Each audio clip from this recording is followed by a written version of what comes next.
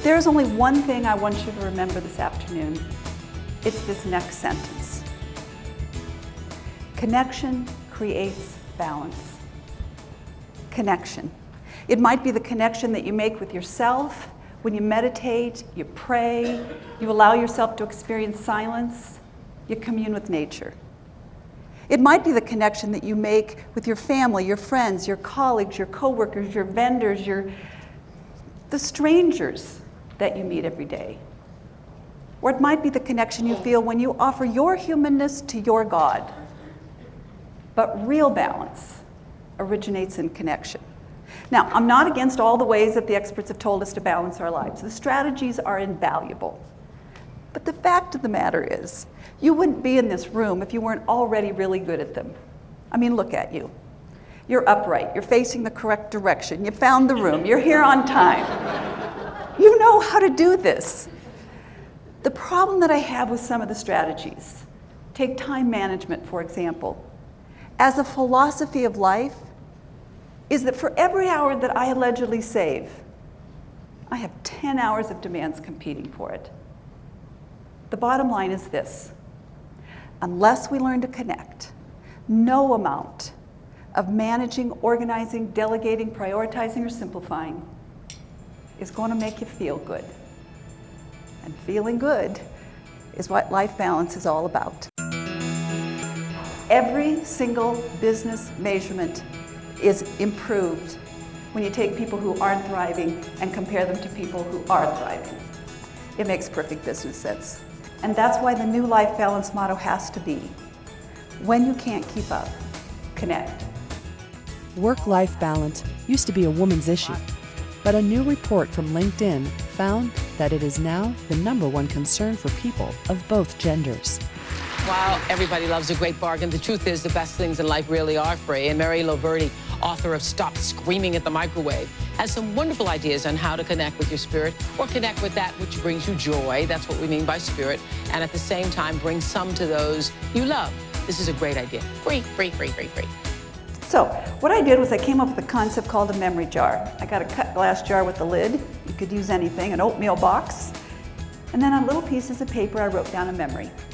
I remember the talk we had the night before I got married.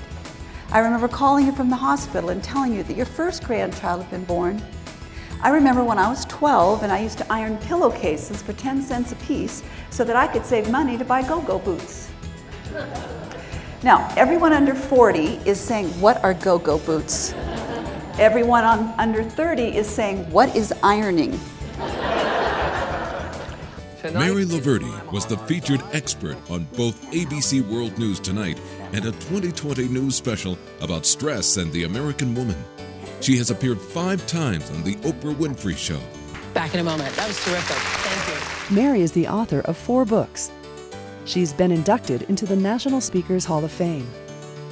Speaker Magazine named Mary one of the top 25 most influential speakers shaping the industry. Her life balance strategies have reached millions of people through the Wall Street Journal to the New England Journal of Medicine to the Ladies' Home Journal. Her diverse client list includes Apple, LinkedIn, FedEx, NASA, the Mayo Clinic, the California Governor's Women's Conference, and the American Trucking Association. In addition to connection, I recently discovered another important part of the life balance equation. How do we move from the status quo to the new normal? Since things change constantly, we need to know how to take our next step. You know, we get married, divorced, have babies, get empty nested, lose jobs, get promoted. How do we stay grounded amid so much ambiguity? Well, I had an opportunity to answer that question. And I came home to my dream house in Denver, Colorado. I walked in the door. I saw how beautiful it was. I had just refinanced. I had decorated it within an inch of its life. It was perfect and I was never leaving. And again, whatever that source or voice is, said to me, all of the reasons that you needed and wanted this house are complete. Go. The voice did not say go where. So I put my house on the market. It sold in 60 days in 2010. And I gave away all of my belongings to my family and friends. And for the last 2.5 years, I have lived around the world without a house, not much of a plan. And it has turned into 2.5 years of juicy, exciting adventure and fun and service, and lots of lessons. So I do feel like it is my mission to help you understand the steps that you can take to make your next step. Most of us stay in toxic situations because we badly need the health insurance, and as a result, we badly need the health insurance. How do you quit? Consciously, with as much grace and style as you can in line with your values. And why do we quit? Because it is so much easier to get what you want if you're willing to quit the things that are in the way. Knowing what to quit, when to quit, how to quit, and why you are quitting is the hallmark of an authentic life. Despite what you've been told, winners do quit. The concept of life balance has evolved over the last 2 decades. From trying to get it all done, to realizing balance is more about creating a life that feels good. The power of the ritual was brought home to me when I was just a little girl. I grew up in a town of 1,000 people in Iowa, and we used to go out to the farmhouse and visit my grandparents.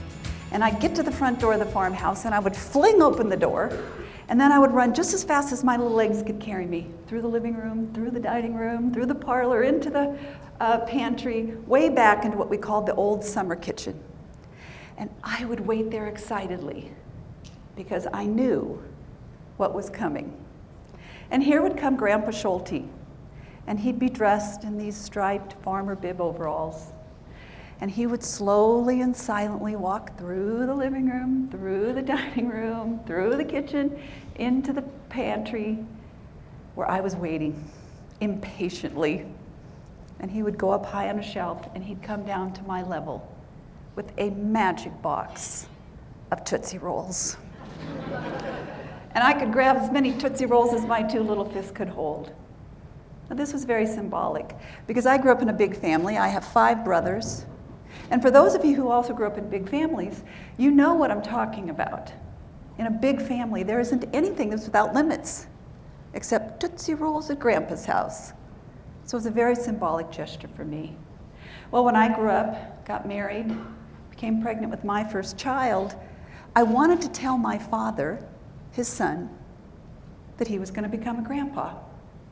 So instead of telling him, I just sent him a box of Tootsie Rolls.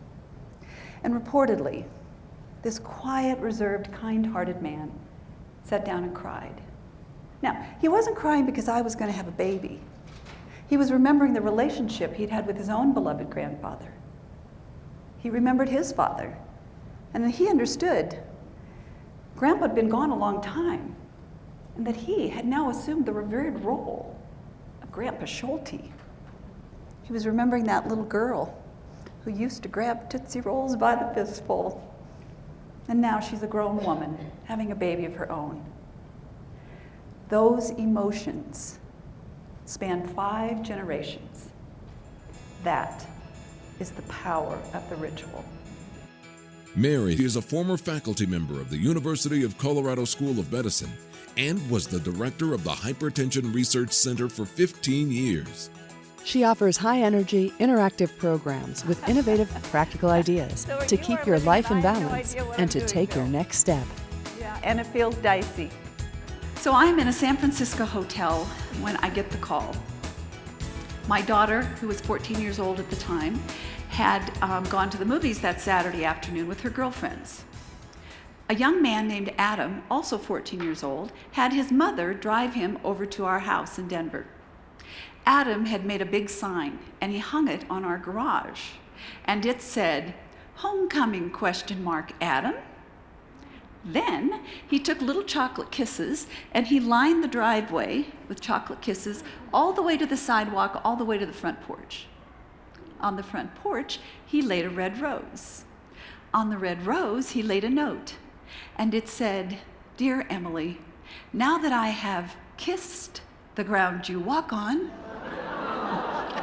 Look at that guy, he's writing it down. I love that. Yeah, you can use it. Now that I have kissed the ground you walk on, will you go to the homecoming dance with me? And back then, in pure dating protocol, he wrote, P.S. If the answer is yes, page me. Well, I'm in San Francisco, and I hang up the phone and my heart sinks. I should have been there. I felt very hypocritical, going around the world telling everyone to stay connected to what's important, and I'm out of town on the weekends working. Then I remembered, one of the definitions of to connect is to plug into an electrical current. And in this case, everybody was turned on. Emily had called every 14-year-old within a 100-mile radius. Adam, come on, the kid's on cloud 9, she said yes. Her dad is being totally obnoxious with a video camera. And his mom told me later that she was sitting in the car watching him perform this little rite of passage. She told me it wasn't that long ago I couldn't get Adam to take a shower. And now he's Romeo asking Juliet for a date. And I'll be honest with you, I was having a few magical moments of my own, feeling very connected to my audience, doing what I know I'm on the planet to do. When I looked at it from a connection point of view, I couldn't really find a problem. Well, the next week I'm home, and Emily and I are at the mall, and we are looking for the perfect dress, the matching shoes, and the bra that doesn't show. Remember those days? And I am telling her how excited I am that she was asked to this dance in such a clever and such a romantic way. She stops in the middle of the mall, stomps her foot, and says, "You're gonna use this story in your talks, aren't you?" I said, "Oh, Emily, I already have." But doesn't that turn us on?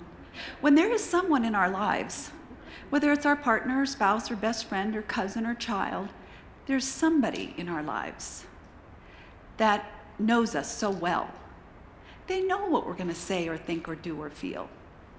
And isn't that the little kernel that takes us on our journey and allows us to connect and take our next step? I have 3 goals for my program. I want people to start thinking about life balance in an entirely new way. I want them to walk out of there with at least one and maybe several specific things they're actually going to do. And third, and maybe most importantly, I want them to say to themselves, you know, maybe this lady's right. Given this new definition of life balance, I'm not doing such a bad job. Okay, so I don't get it all done, but I've created tremendous connections in my life, personally, professionally, in my community, spiritually. Maybe it's time to give myself credit for all the good I do. And I would say, indeed, it is time to give ourselves credit for all the good that we do.